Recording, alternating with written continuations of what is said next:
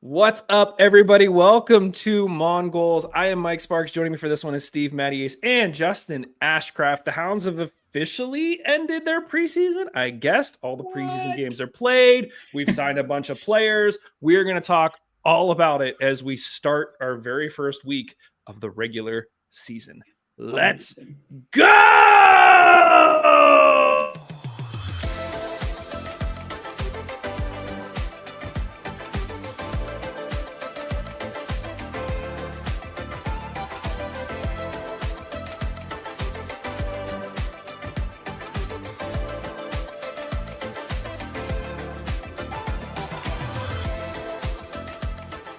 I really wasn't going to do that. And then the moment just felt right. It was just, it was beautiful. For those who don't know, that whole intro thing is not scripted. I'm like, whatever happens, happens. And it just kind of happened. Guys, Justin, you've just been back from, you're kind of well, no, you're still preseason mode, but you just had a blast over in England watching a bunch of games and stuff. How was your trip? It was amazing. It was so fun. We got to go to Brighton for 13 days. I caught 4 as a family. We caught 3 games. As an individual, I caught 4 games. And so it was pretty fun to go. And we got to go to 2 Brighton men's games. We got to go to 1 Brighton women's game, and then I got to go catch Leyton Orient one afternoon, play Lincoln City. So it was fun just getting to see some different stadiums, some different places to go. So we watched Brighton at the Amex twice. So that was fun. And then the Brighton women played the West Ham women, but they played at Dagenham and Redbridge's stadium in London. So that was cool, a little 3,000, 4,000 seat venue in London. And then Leyton Orient got to go check out their stadium. They have 7,000, 8,000 seats at their stadium. And so, yeah, a couple different environments and a couple different ways to watch soccer. So it was fun. Nice.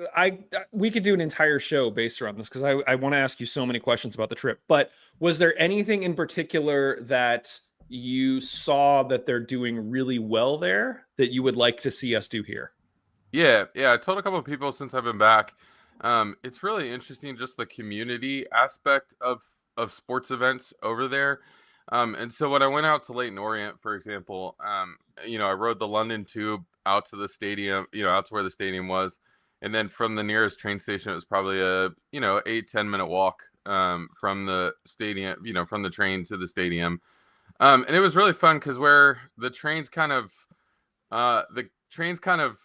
converged, and so West Ham was playing at the same time at the Olympic Stadium in London, and so all these West Ham fans got on the train, and then they got off the train, and then the next stop I got off the train, and but it was so fun just walking to the stadium with the fans and experiencing kind of just that everybody's kind of pouring out of their houses and getting off the buses and the trains and everything else. And so it feels like such a communal event and a communal thing that they're experiencing together, where a lot of the stadiums here in the US, it's like a stadium with a big parking lot around it, and there's no neighborhood feel to the stadium. And so while I was sitting at Leyton Orient, I was actually gotten to talk to this guy next to me, and he was telling me there's flats, apartment buildings built at each corner of the stadium, and they have balconies that face the stadium. And so he was saying that was one of the first stadiums in England to have fans after COVID, because people would just step out on their balconies and watch the game. And then they would almost Airbnb their balconies for the afternoon. Yeah. So that fans could come in and watch the game, because why wouldn't you make a couple bucks so that fans could watch the game? So really just cool stuff.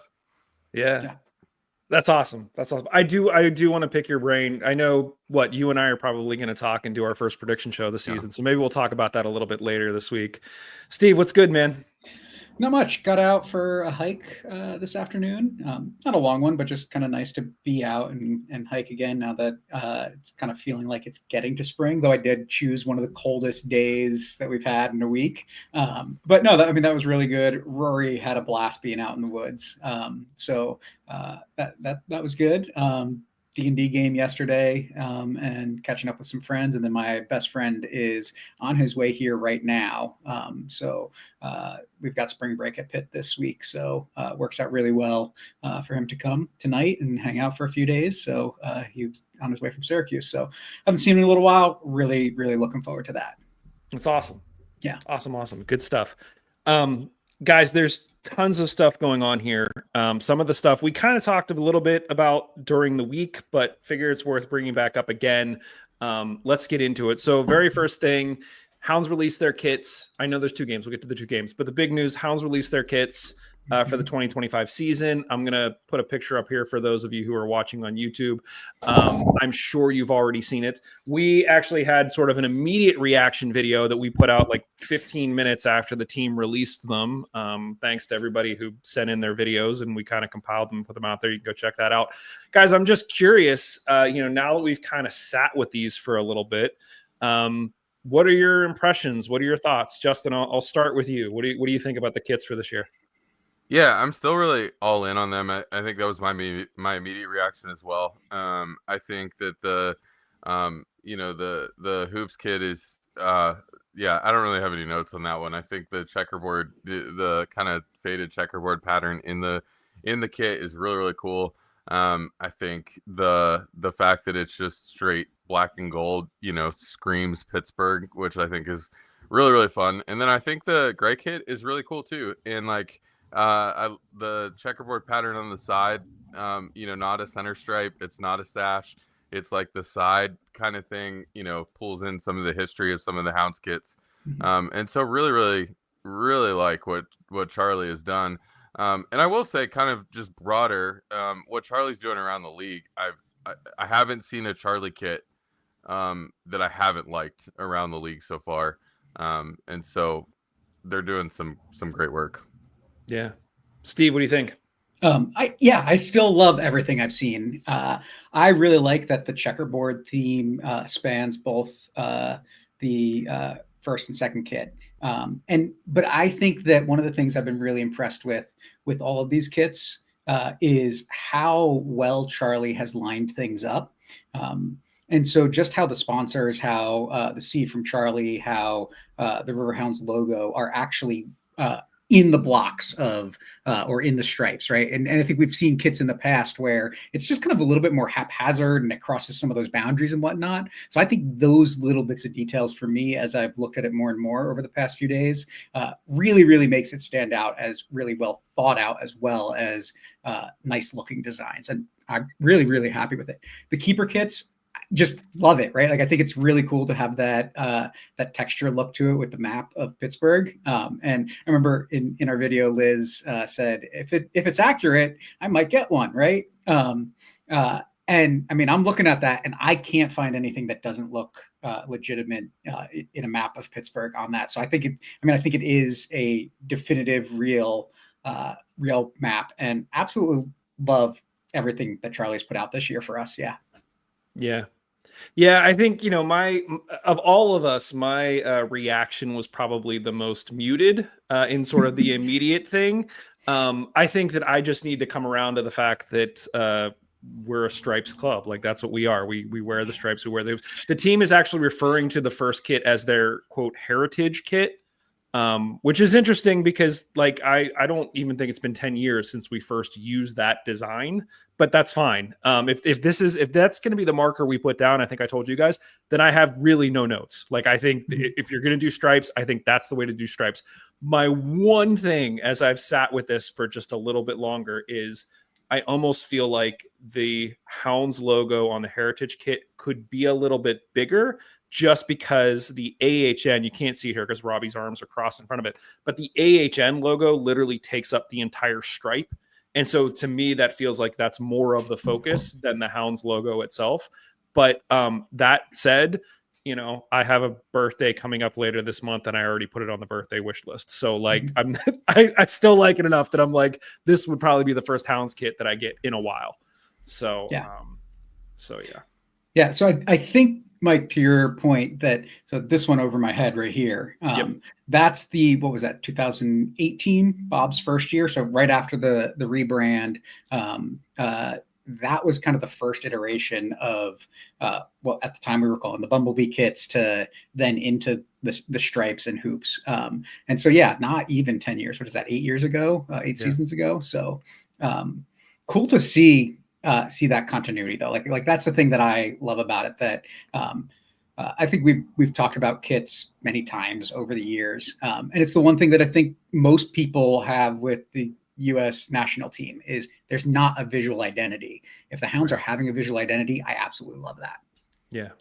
And I also really like the promo video that they did with the fire department, and they seem to really be leaning in across the board to sort of the youth in the community. We've seen similar videos with the Riveters, and it'll be interesting to see how this continues to evolve and grow. But overall, have not really seen many, if any, sort of negative comments about this in the way that we've seen about other kits in the past. So yeah, good job, Charlie. Good job, Hounds. Any other thoughts on the kits, guys, before we talk about the games from this week? Cool. Actually, before it all, yeah, there's really not a ton to say. I mean, if we had any other notes, we would give them. It will be interesting because it looked like the keeper kits, they have a red version, a blue version, and a green version, not a hot pink version like when we talked to Dick said he'd really like, but you know, I guess you can't win them all. Speaking of talking to Dick, just for those who did not see it, I did do a pregame episode with Robbie Mertz earlier this past week. That's a transition. I know, right? I'm sorry. We're not going to play it here, but if you've missed it, go check it out. Robbie is always fun to talk to. We literally did it right before the Loudoun game, I think it was, like a few hours before. Like I was worried that he was going to be late. He's like, I'll be fine. It's whatever. The really funny part was if you've been following any of these, I ask all of the players, like, what are you most looking forward to? And Robbie legitimately didn't know that they were getting new turf, and like surprise on air, like I was giving him this news and it was like, you know, him opening a present on Christmas morning. So go check that out. That was a lot of fun. And as always, we've also been doing these lightning rounds, these 1 minute quick question things. If you want to see Robbie's, go head over to our Substack, which I think it's mongols.substack.com. It's posted over there right now. Yeah, Robbie's the best. We also talked about Evil Robbie, which you just have to go listen to it. Guys, we had two final preseason games this week. The Hounds lost to Loudoun 2-1, and they drew with Lexington 0-0. So one of the things that we had talked to Robbie about was this idea of how much stock do you put in preseason results versus not. And he specifically mentioned that last season we didn't really lose at all during the preseason, and he personally felt that maybe that hurt us mentally a little bit going into the season because you almost go in a little bit overconfident. So the fact that we lost, you know, a game in the preseason and drew, maybe that gets the guys to refocus a little bit heading into this week before they go into North Carolina. Steve, you were at the game on Tuesday against Loudoun, correct? Yeah, I got there after my regular meeting that's in Oakland. So I got there just as the second half was starting. And so didn't see the first half, was talking to a few different people. Yost and Ariana were there, so I was chatting with them, chatting with Grubba, and so it sounds like what I saw was pretty similar to what was going on the whole game, which was kind of a tense affair, both teams having opportunities, but nobody really going for it, which I think makes sense in a preseason game. The conditions definitely looked a little slick, and it sounds like that caused some of the issues for all three of the goals, I think. I just think that, it's hard to read into that too much when you've got some trialists on the field. I'll say by the time Loudoun scored their second goal, I mean, Bob had done a line change at that point. And so I don't even put that much stock into that some guys that we now know eventually got signed, but also some guys that we don't know about, and some other trialists that may or may not get signed. So I think it's a little hard to gauge like what that actually means for me. I will say it was great to be in the stadium, just like showing up, being able to be there, seeing the skyline. As I was walking in, there was a train going in both directions on either side of me, right? So it just felt like home at Highmark. Yeah. Even for a preseason game. Yeah, it's always good to get down there. Justin, I'm curious in your thoughts. So there's a few things that we know from what was put out. One, we know that Augie scored on a PK. We're going to talk about Jockeson in a minute, but we do actually know the starting 11 for this match. I could not find a starting 11. I don't know if you guys could for the Lexington game, but at least for this game, starting 11, the Hounds rolled out, which you would kind of expect to probably be closest to what we might see this weekend, was Eric Dick in goal, Etu, Suber, Max Broughton, Luke Biasi across the back, Walty, Sample, Griffin, Mertz in the midfield, and then you had Williams and you had Jockeson. Justin, what are your thoughts on that as a lineup? Yeah, I mean, I think it's interesting that it seems like we might not be playing a back three this year. And I think in some ways good on Bob, right? That like he can think like, okay, maybe we don't have the personnel to play this lineup. Now, maybe it's some of the center backs that we have brought in and, you know, our younger guys, as they play more minutes, then maybe he feels comfortable going to that. But I also think it gives us, even if we do eventually go to that, playing half a season, quarter of a season with a back four gives us a whole lot of different flexibility with guys who know how to play that system now and guys who are experienced in that system and all that kind of stuff. Now, I think the real positive thing for me is going to that sort of system puts a lot of pressure on the midfield to play through the midfield to have those guys on the ball more. And if you're talking about getting kind of four of the better players that we have on the field in Walty, Sample, Griffin, and Mertz, you got to play a midfield four. And I like that he's figuring out a way or trying to figure out a way to get all four of them on the field at one time. And then it would be interesting to see what would happen, you know, if somebody does get a knock and is out for 3 or 4 weeks, like what would that do to the lineup? But maybe nothing with some of the guys that we brought in. So, I mean, I think it's interesting. But then, you know, I'll be interested to see what the lineup is come Saturday. Yeah. Steve, any thoughts on the lineup? Yeah, no, I mean, I think it's good. I want to follow up on a couple of things that Justin just said, that it seems like Bob is definitely looking for ways to get those midfielders on the field. And that's not even talking about some of the new guys that he seems really, really happy about, like all. And so I think that that's important. I think the other one that isn't being talked about in that is Junior. And that in my conversations with people around the team, right? Like that Bob is hoping, it sounds like, to have someone else be able to play in that left back position to push Junior further up at some point in the season, right? That he's playing that now, but Bob wants him being more attacking, not more defensive, and relieving him of some of those defensive duties. And so I think that adds quite a bit as well, and maybe gives him the opportunities to play as an out winger or play outside in the midfield a little bit more and push some people around, which so I think it just, as Justin was saying, adds a lot of flexibility, a lot of different ways, not just with the formation, but also the personnel. And I think what excites me about that the most is the potential for us to have actual difference makers at many different positions and guys that can come in and make a difference maybe at multiple positions throughout a game, which I think is something we've always talked about, that what are we going to do when we're down in a game or we need that goal to get the win, and who are we bringing on at that point? I think it's looking like we may have some options for that this year.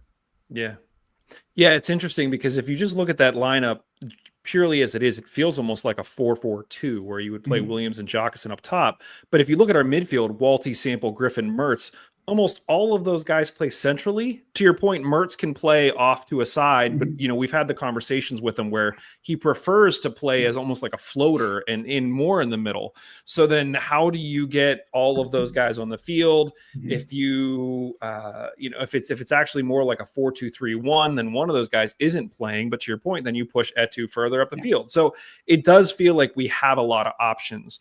Bad news after this one was that it sounds like Jockeson got a hamstring injury 5 minutes in, and the initial thoughts are that he could be out 4 to 5 weeks. So from my standpoint, it's detrimental, clearly, because he was such an impact at the end of last season. But we also don't know what else we have at this point, because we signed a bunch more guys that we're going to talk about here in a minute. Do I think any of them are going to be as good as Jockson right out the gate? No. But again, maybe this gives Bob a chance to give some guys some minutes who weren't going to get minutes early in the season and sort of see what they could do. Justin, I know you're a big Jockson fan. What are your thoughts, and how much do you think this impacts what we're trying to do this year? Yeah, I think it definitely hurts because you want to get out of, we've talked at length about getting out of the gate fast and getting some points on the board early. And I think this does hinder that a little bit, or it might hinder you a little bit. But I think the reality is you can look at a team like even North Carolina, this weekend, and you think like, oh, they were decent last year. We were kind of right in the same table, but like the way that signings work, like who knows what North Carolina is going to be this year. And I think it's kind of the same with us. Like I think we feel like we're on a good track right now. And I think we feel like, okay, like, hey, we might actually be pretty good this year and might actually be better than we were last year. Maybe, but who knows? And so you hope you can still get some points on the board. And I think maybe the one thing that has me a little bit excited or a little bit like less nervous about the fact that Jockson is going to be out is we've talked a little bit about, does Augie potentially work better as a solo striker? Right. If he has 5 games at the beginning of the season to be a solo striker, is that going to be a bad thing? Maybe or maybe not. We'll see. Yeah.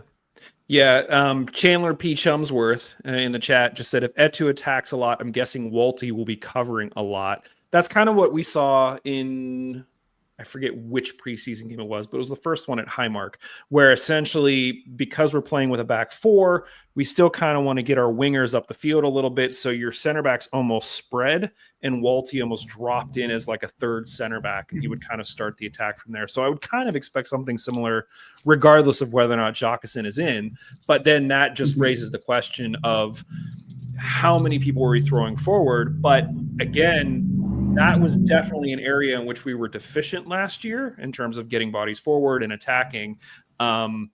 And it feels like this system is much more suited for getting as many people forward as we can, so that, as Robbie had mentioned, we don't want to start the season again where we're having scoring issues. We know we need to come out and score right out the gate, because defensively we were the top team in the league last year.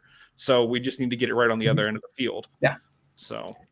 Yeah. No, I mean, that kind of reminds me of, there's probably 5 or 6 games through his tenure where Ryan James played as a defensive midfielder. And we saw that quite a bit, where he was dropping back in that, and it was working really well to such an effect that I remember at that time thinking, like, why is Bob playing him as a wing back when he is this good as a defensive midfielder?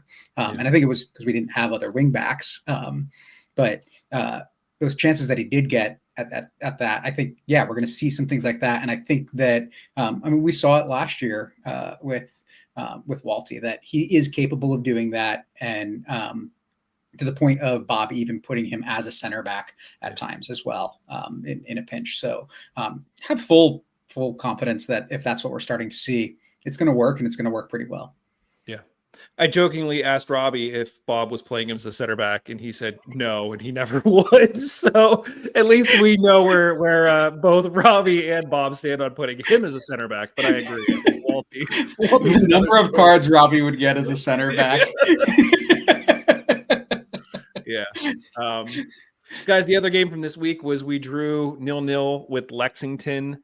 As I mentioned, couldn't find a starting 11 for this one. Most of the updates were just from what was on Twitter. Some of the video footage that the players put out of the stadium looks beautiful. I had not seen Lexington Stadium before. Looks like a really nice place. I know that they were in League One last year, so they made the jump up. It'll be interesting to see how that team continues to sort of grow and develop. But finish the week with a draw and a loss. Justin, I guess your overall thoughts on just the preseason results in general and how you're feeling heading into this week before we start to talk about players and stuff. Yeah, I think I feel good about the season, and I'm excited about the season. Probably for the first time in the off season. The last 2 or 3 weeks I've been like, okay, I'm ready for the season to start and feeling good about the season, but it really has nothing to do with what's happening in the preseason games. There's still so many variables and things that are going on with trial lists and all that kind of stuff that I just don't think you can put a whole lot of stock in specific results. You can look at like, okay, what shape are we playing, and what, and what's the idea of the strategy of how we're going to play the games. But I don't think you can look at it and go, oh man, we only drew a 0-0 to Lexington that's coming out from League One and all that kind of stuff. But I also look at a team like Lexington and I go, well, that's a club that's putting a ton of work into, not just on the men's side, but on the women's side as well. They're putting a ton of work into moving up the ranks in the leagues and all that kind of stuff. Yeah. And so they're going to put a decent team out there. So I'm not, there's nothing in these offseason results. Even the 2-1 loss, I'm like, whatever. We gave up a goal late and that's fine. So I think I'm excited and ready to go. Yeah. Steve? Yeah, no, I like seeing what happened in this preseason, right? I mean, got some testing, had some good opportunities for some players to show that they can play for Bob. And then we started to see more and more minutes for the guys we expect to be the starters and the first few subs off the bench. I mean, in the Lexington game, most guys played 60, 75 minutes. Dick went the full 90. And so I think that's really what I'm looking at. And yeah, we can look at it like, oh, it was just a 0-0 draw, but we kept a shutout in the last game of the preseason against a team that has spent a lot of money. And I think Justin makes a great point about Lexington, but I want to also emphasize the investment that I think it's a lot different for teams that are coming into the league than teams that are established in the league, and what it means to actually build a roster for the first time. They have to spend a lot more money. We saw that with Rhode Island last year. And you can see that Lexington spent quite a bit of money too. And on paper, they look like a very competent team. Now, will they put that all together? I don't know. But to be able to ensure that we're keeping a team that has ambitions to be competitive in this league to 0 goals against us in the last preseason game, for me, is a great sign. And that's what I want to see. Yeah, you said it, like we want to see it on the other side of the field too. But I'm looking at, the biggest thing we need to do in the first 6 games of the season is not be dropping points because we're giving up goals. Yeah. And the other thing about Lexington that I think is true too is they also had drawn Louisville at 0-0 as well. And so I look at that and go, okay, they can keep a good offense off the board as well. And so I don't put a lot of like, oh man, we're missing Jockeson and now they kept us at 0-0. Well, they also kept Louisville at 0-0. So it is what it is. Yeah. Agreed. I no additional notes. I don't put too much stock. I'm actually glad that we lost and drew because I think if you go through the preseason and you're just, wailing on everybody, that's not none of this is an indicator of how you're actually going to do. So I think you learn a lot more from a loss than you do a win. And so hopefully this just sort of keeps them thinking about ways to tinker and you're just not getting overconfident. So it doesn't mean anything. Obviously this Saturday, it all starts meaning a whole lot. So as long as we're right frame of mind at that point, then great. Guys, the team did announce 4 new signings this week.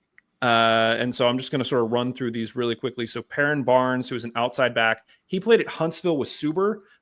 All of the other thing to note, all 4 of these guys are on a 1-year plus 1-year option deal. So we had talked about this earlier in the preseason and was like, wow, is this whole 2-year plus a 1-year option the new thing? No, it is for certain players, but not everyone. And so all 4 of these guys, I think we might have talked about it on a previous show too.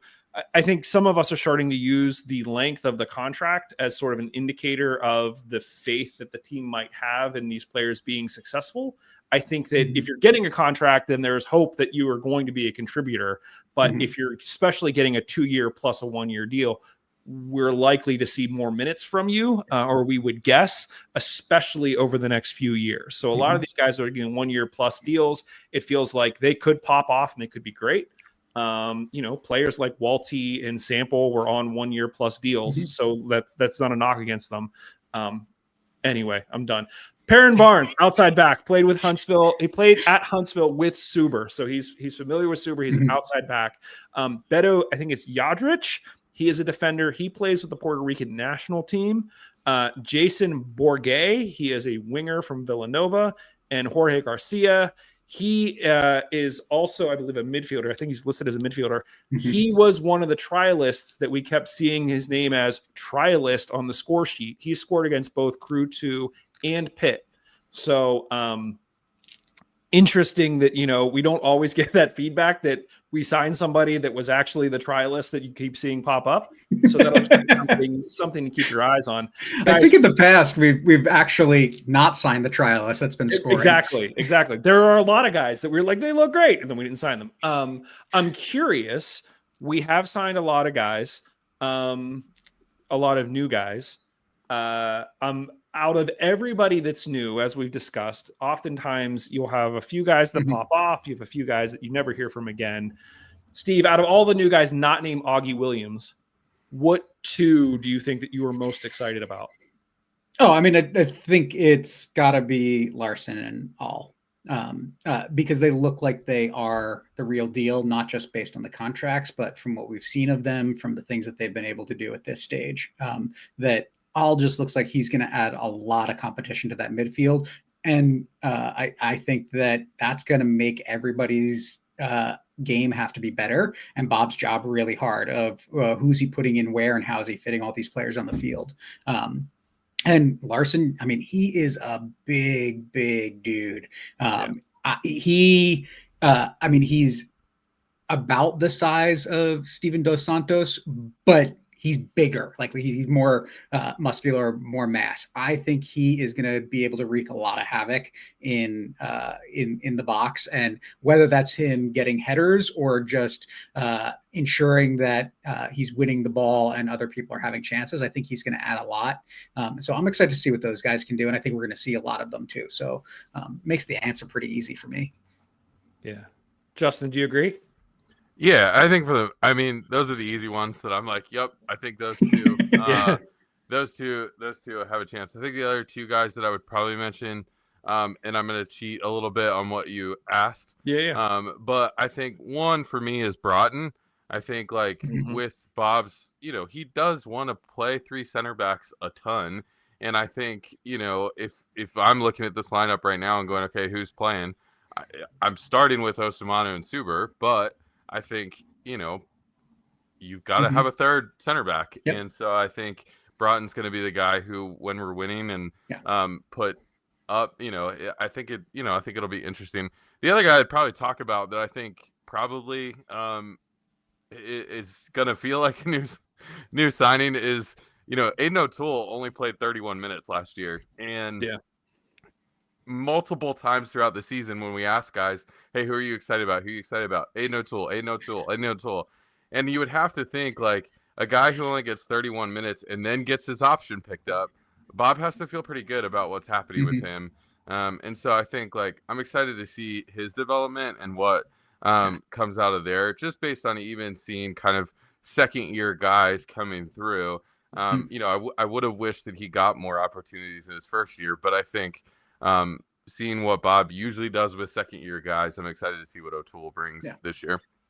That's a really good shout, because I remember we thought a similar thing. I think it was with Biasi, where Biasi's first year didn't really play a lot, and then all of a sudden his option was picked up, and we were like, really? And then he starts to sub more, and now he's like, he's part of the heart of this team. So I like that shout a lot. Yeah, well, you were talking about the players that have come in on 1+1 deals. That Biasi was the one that came to mind for me, right? Yeah. Like, not even the guys from last year, but like now he's in his fourth year, starting to be a vet on the team, and he came in as one of those guys that we didn't know about, and great to see where he is, and he looks to be locking down that right back spot in preseason. So I'm excited to see what he can do a little bit further out. Yeah. Guys, I'm curious. So just to sort of lay out where we are heading into the final week with the game on Saturday, we currently have 22 players signed. Yep. We only have 2 keepers signed. So we might get another keeper announcement at some point this week. It sounds like, Steve, we were talking a little bit based on, your visit last week. Sounds like Bob's really interested in keeping some spots, and specifically an international spot open just in case. Yeah, don't have much on what the just in case is. But it sounds like Bob is pretty happy with the guys he has on the roster, doesn't feel he needs to fill those spots just for the sake of taking up spots.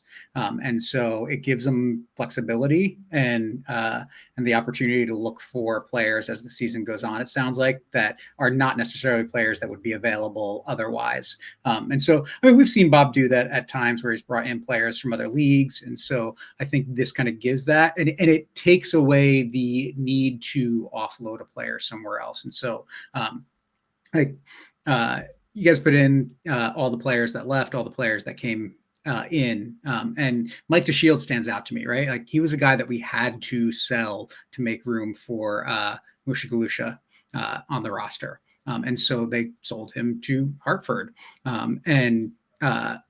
That was that one stung for me because, I think he had the talent to compete at that center back position before his injury. And then he kind of lost his spot after his injury, and then he just disappeared really quickly. But he was also just like, Mike's a great guy. I love talking to Mike. So it's those types of things that I think not having to have that situation happen where a guy that has endeared himself to the fans and has a spot on the roster has to move so that, right. And those are the players that have to move, right? I don't think Bob's going to be able to sell, let's say, Babacar Dieng to someone mid-season because nobody's seen anything he can do. Who's going to pay a transfer fee for a guy that you're not seeing on the field? So it's got to be somebody that has actual value.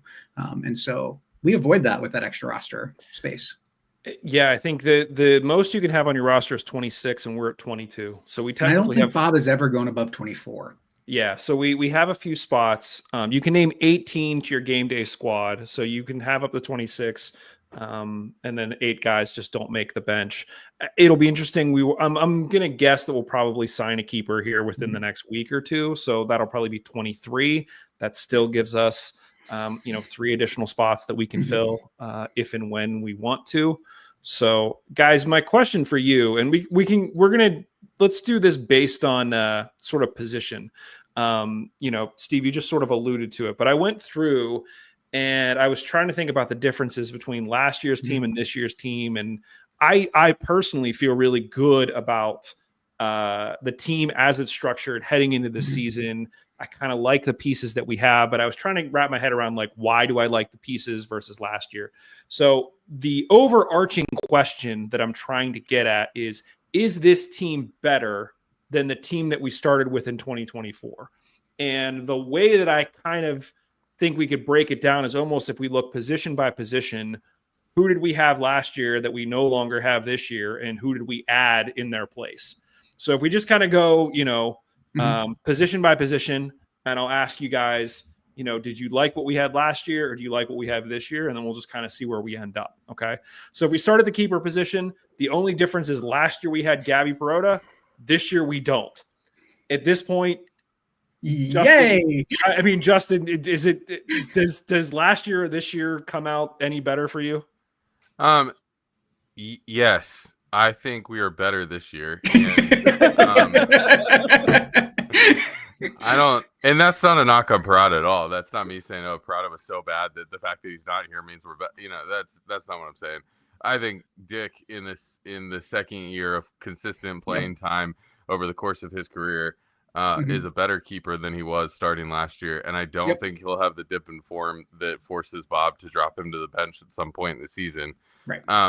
And to your point, I actually am hoping the Hounds don't sign a keeper in the next 2 weeks or whatever, because I think it's so easy to go grab a third string keeper from an MLS team on a short-term loan. If something would happen to Dick, if you are that high on Randolph. Now, if you're not that high on Randolph, then you've got to figure out, okay, can I bring a third keeper in to push? But if you're that high on Randolph, there's no reason to sign another keeper, because you can do one of those short-term loan situations and get somebody who's good and is going to help us continue forward. So I think we're in a better shape than we were last year. Yes. You could always just put Robbie in net too. Steve, do you agree? 100% agree. Justin was really comprehensive there, so I don't really have any other notes. Other than I think, it has always mystified me why Bob has been so insistent on 3 keepers since he's been in Pittsburgh. And it makes me wonder, is it just that first season where Morton got injured in preseason and then who's the guy? Dan Lind. Got injured when he got his face fractured. And so we had the third string keeper. I can picture his face. I can't remember his name. That was a long time ago. That came in and actually was pretty good, and then never heard from him again when Lynn Morton got healthy. And then you saw those guys stick around for a little bit or move on and have decent careers. So I think that, like you've got the fact that Bob brought back a backup keeper speaks volumes to what he expects from this group. And so it has to be better at that position, right? Like, and our backup has to be better at this stage, that you've got a guy that is experienced with the system and the expectations, both from Bob and from Bushy. So, yeah, no, I agree 1,000% with everything you guys said. So we will say, if we're going position by position and the keeper position, we feel good about this year. So point to 2025. Guys, defenders, this is where you're going to see the biggest difference. But the caveat is, I think if we're focusing more on a back four and the structure is slightly different, then I think the personnel is slightly different. And I also think that I'm already kind of like alluding to how I feel about this. Bob is good at making solid defenses regardless of what happens. So in 2024, these were all the guys that we had that are no longer here. Pat Hogan, Danny Rivera, Jake Lent-Coop, Mike DeShields, Pierre Caillet, and Langston Blackstock. That's a lot of guys to not have here. And who we have brought in, at least as the team lists them in the defender spot, is Perrin Barnes, Max Broughton, and Beto Yadrich. Otherwise, the defense is the same. So, Steve, I'll start with you on this one. How are you feeling about the defensive position last year compared to this year? I think last year we were I think at the beginning of last year, I felt worse than I do right now. I think last year proved that some of those players that I was unsure about are worthwhile. I mean, in particular, Sean Suber. I mean, he was an unknown, and the way that he's come in and cemented his spot on that back line, I think, is absolutely excellent. My only hesitation about this is that we're talking about 6 players for 4 positions. And so I just feel like we're a little thin on the back line, even if you're pulling Junior back into a outside back position. I don't know.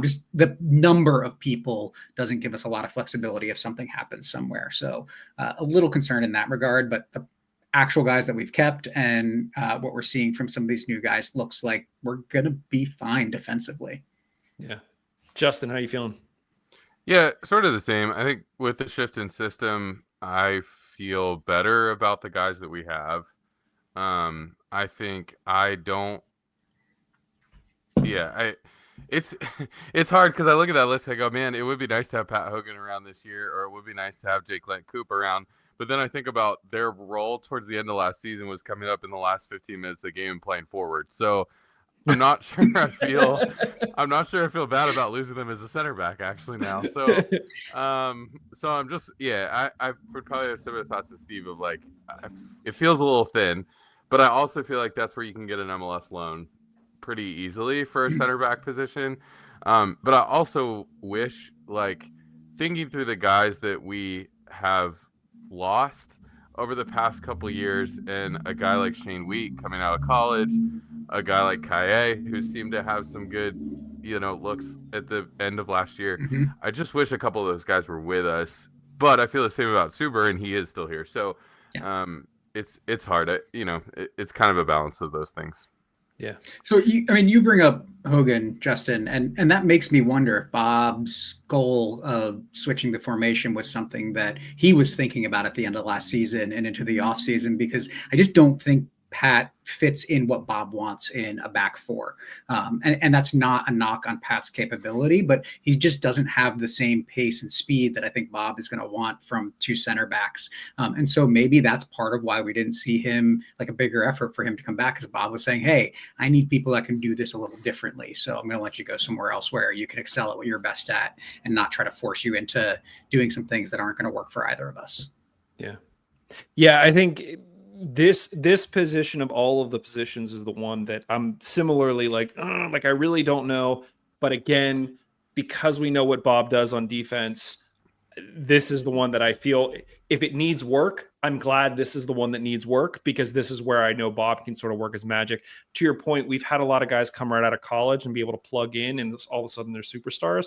You could have a Max Broughton that sort of fills that role, and we get to the end of the season and it's a non-issue for us. So I think I'm okay with this. Do I think that the 2025 defense is better than what we had going into 2024? It's kind of a wash for me. I don't know if you guys feel strongly one way or the other. I mean, we've all said it at this stage, right? Like, Bob's going to coach a defense and it's going to be good. So whichever one's better doesn't really make a difference. They'll both be good by the end of the season. I just hope we're there faster. Okay. I think for me, like, similar to kind of where we started this conversation, if I was 2025 and the system we're playing this year, I give 2025 a point. Based on who we had and the amount of players that we had and the amount of flexibility that we had on the back line, I give 2024 a point, but I'm just not sure that we need that. So I kind of feel like it is a wash. Okay. All right. So we'll still say that definitively we have 1 point in 2025 for keepers. Defenders are kind of a wash. Midfielders, if you go to the Hounds website and look at the roster, the midfield is there's so many players there. And just to sort of paint where we are, last year, the only player who was signed as a midfielder that is not returning this year was Nate Dragicic. That's it. We have now added in 2025 Charles All, Jorge Garcia, and Jason Bourget. So I kind of feel like, based on what I've seen off of Charles All, I'm giving the point to 2025. I don't know how Bob's going to get all these guys on the field, but that's kind of where we're at. Justin, do you agree, or where do you stand on midfielders? Yeah, I think Walty and Sample coming back with another year of experience. We know what we have with Griffin and Mertz. I also would give us a point in 2025, knowing that Kenny Forbes is not going to have to start every game. He's going to be able to come off the bench and like help with possession at the end of games and all of that. And so all of that, just with the players we have, I go, yeah, we're better than we were last year. And then you put All on top of that, and I think we're 100% better than what we were last year. Yeah. Steve, anything to add to that? No, I agree. I mean, so Jason was the player that it looks like came on for Jacquesin on Tuesday and played quite a bit of the rest of the game. I mean, he probably played till the 75th, 80th minute. I think he was the last guy that was on the field that come off. And so obviously Bob is comfortable putting him in that position, even in preseason. Jorge looks like he's got a lot of qualities that can make a difference. And so I think if you're looking at Nate Dragicic and you're looking at these three players, even if one of them doesn't pan out, are going to add more to this team than Dragicic did. So I think, there's like, you're rolling the dice 3 times, and maybe we've got some weighted dice with All. So, So midfielders, we give it to 2025. Last up is the forwards. So last year, literally all of the forwards that are on the roster are no longer with us. I'm not counting Jacquesin. This was the beginning of 2024. We had Emmanuel Johnson, Eddie Kizza, Babacar Dieng, and Keziah Sterling were all on the roster at the start of 2024. At the start of 2025, we have Augie Williams, Burton Jacquesin, and Brigham Larson. Steve, who are you giving the point to? I got to give it to this year. I mean, last year went in hoping that Eddie would be better, and went into the offseason hoping that if we kept him, he'd be better. And so kind of like was in the same spot with him throughout the season. Had high hopes for Sterling, but didn't know what to expect, and there was not much to expect. I am trying to remember. I know I've seen Babacar Dieng play. I can't remember anything he ever did. And then there was EJ, who is the only one that I think I'm disappointed to not see come back. And that's only because I think he just brought a ton of energy. He had that excellent time that he scored right in front of the Steel Army, right? Like, was it the prettiest goal? No, but like, I think what he brought was surprising to me that Bob didn't pick up his option, because I think he added a lot as someone who could be energetic. But then you go out and you bring back Jockeson, you bring back Augie, and you find a guy like Larson. I mean, great pickups, I think, across the board. So I expect to see a lot more goals out of the front line than we saw last year. And that's not hard to do. So, Justin? Yeah, I think the challenge for me in this position is thinking to the beginning of 2024 and then having the benefit of seeing what happened in 2024 to judge this. I don't feel as good this year going into the season as I felt going into last year. I thought, okay, Eddie Kizza has been okay, but with another season, another figuring out Bob's system, I feel like he could be good. EJ, Keziah, we had seen some really good stuff, both Keziah at Link 1, EJ, in the championship, but like I thought Bob might be able to get more out of him.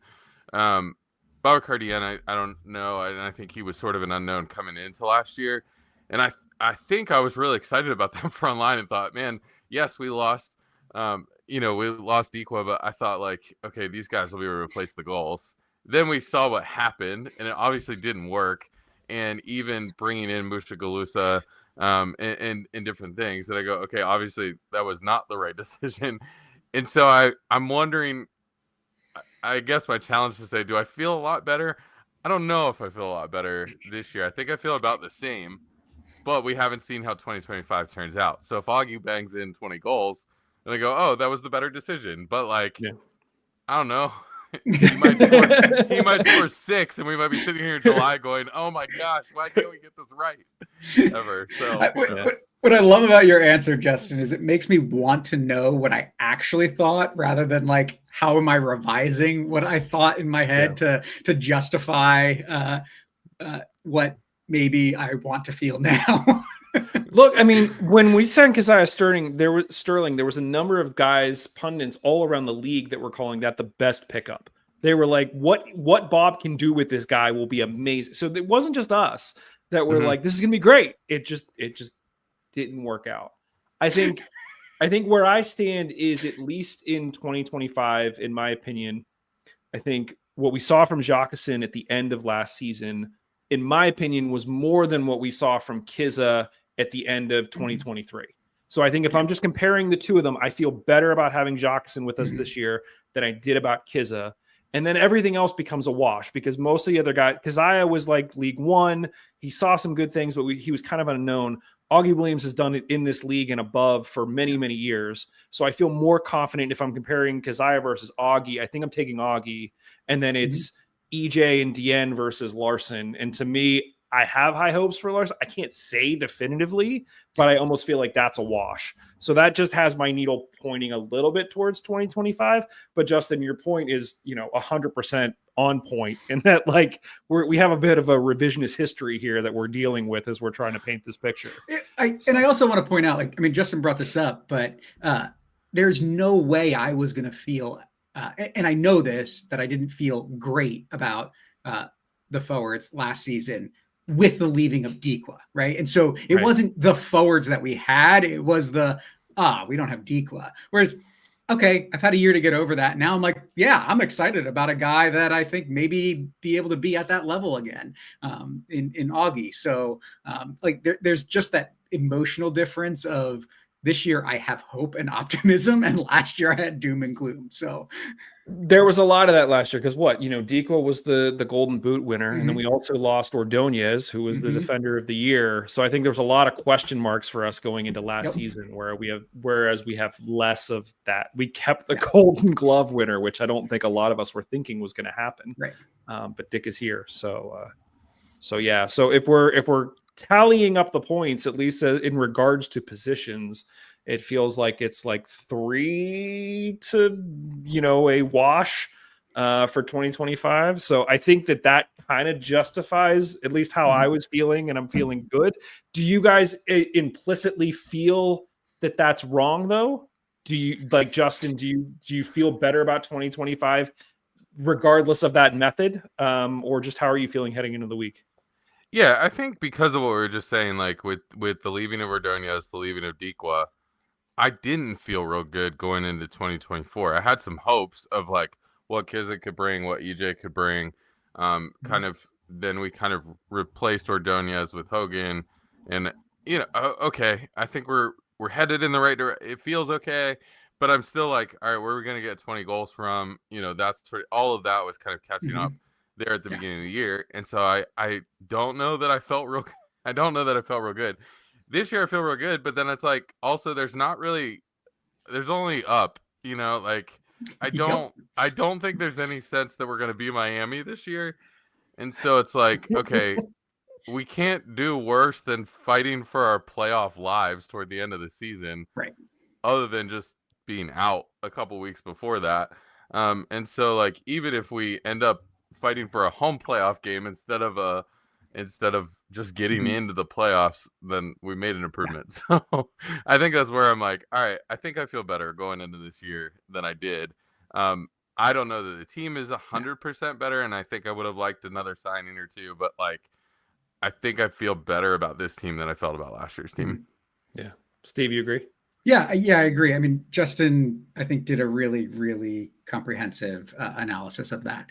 I think the only big question for me is we were really good defensively last year. I expect us to play really well defensively, but we don't have that one guy that can compete with the big forwards for those headers this year. And so the little bit of lack of height on, and not that some of those guys are short, but there's a big difference between 5'11", 6 foot, and 6'3", 6'4". So I think that's my only concern, but Justin's right. Like, how much it can't get any worse than it was last year. I was really nervous, and going into last year, I'm not nervous going into this year. I think we are firmly in the playoffs, and I think, we're looking at that fight for home field or locking up home field before the end of the season. So, yeah, I agree. Good. I agree. I feel good. Yeah. I mean, it was Bob's worst season last year. So, yeah. I think the big thing for me too is I'm really interested to see what this, air quotes, new system is that Bob's been working on, because Suber mentioned it.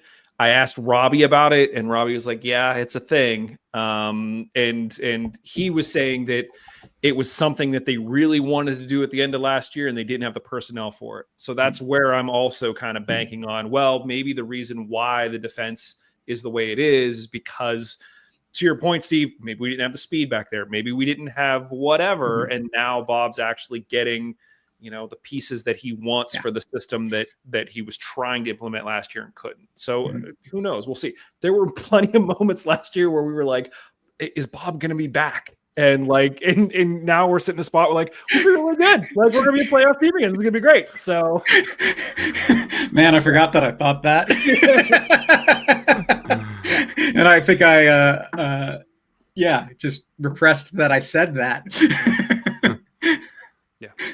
So that is how we feel. I'm interested if anybody feels any differently. Feel free to leave a comment in the videos or over wherever it is that you're getting this podcast.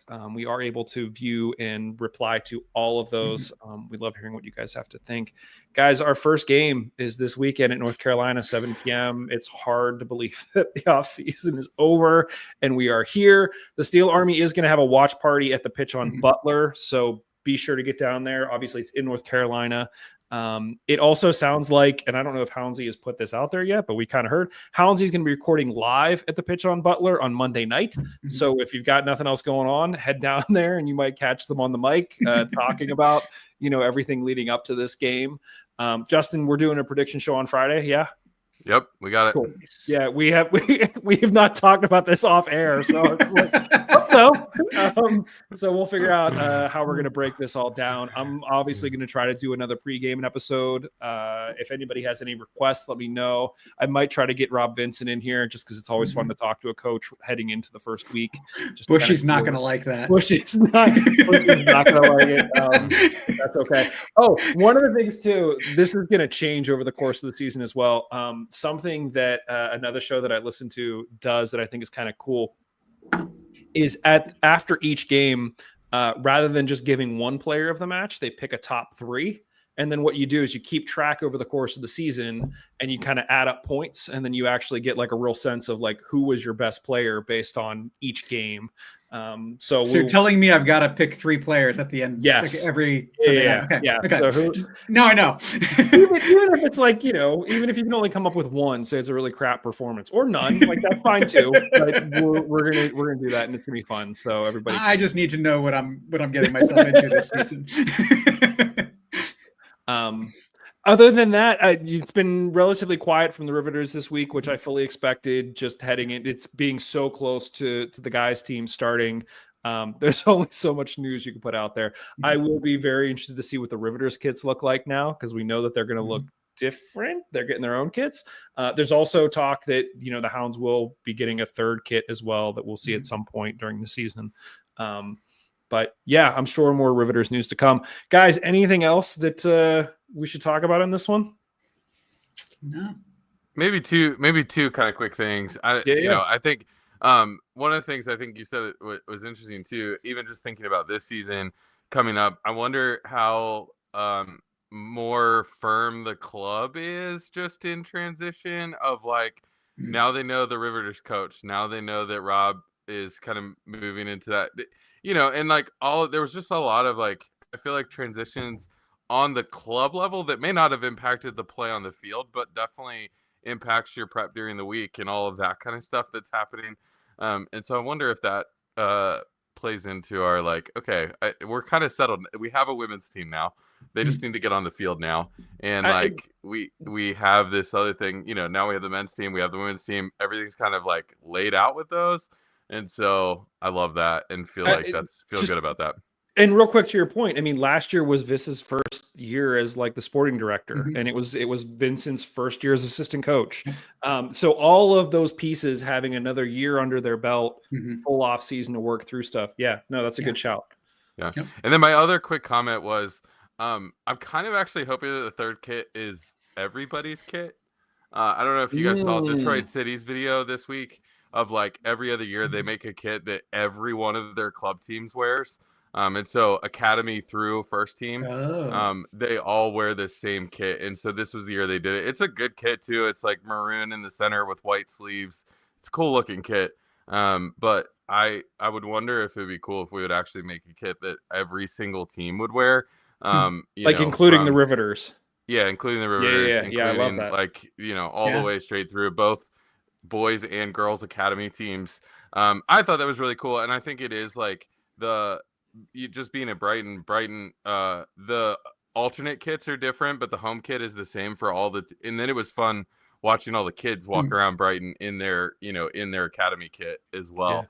Because it was all the same, and so that was really fun to watch. That's really cool. I like that. One of the things that I kept asking for this week, and then just with all the news kind of ran out of time, but was to talk to, I think it's Brian, the guy who sort of designs the kits, to sort of get the inspiration behind the stuff that we've done thus far. So that'll be a cool idea. I'm sure that they've already designed the third kit, but it would be great to get his thoughts on that and see where it goes from there. So. Good stuff. Well, thank you, gentlemen, both of you. Justin, I will be talking to you later this week for our prediction show. Like I said, other shows to come as we head into the very first game of the season. Thanks to everybody for watching, listening, sharing your thoughts and comments. We always appreciate it. As I mentioned, make sure you head over to Substack. It's mongols.substack.com. Where Peter is always putting up new articles over there. We're going to start adding some more content over there as well, because we've realized we have tons of content and not all of it may make sense for the same spots. So there's already a bunch of people that are subscribed over there. We appreciate the subscription. It's free. We're not really asking you for anything. It's just putting more of the content somewhere for the sickos like us who just want to know all about Hounds and Riveters all the time. Yep. So I think that's it for this one. Looking forward to a crazy week and an even crazier weekend. Thanks, everybody. We will be back with more Hounds and Riveters content for you very, very soon. See ya.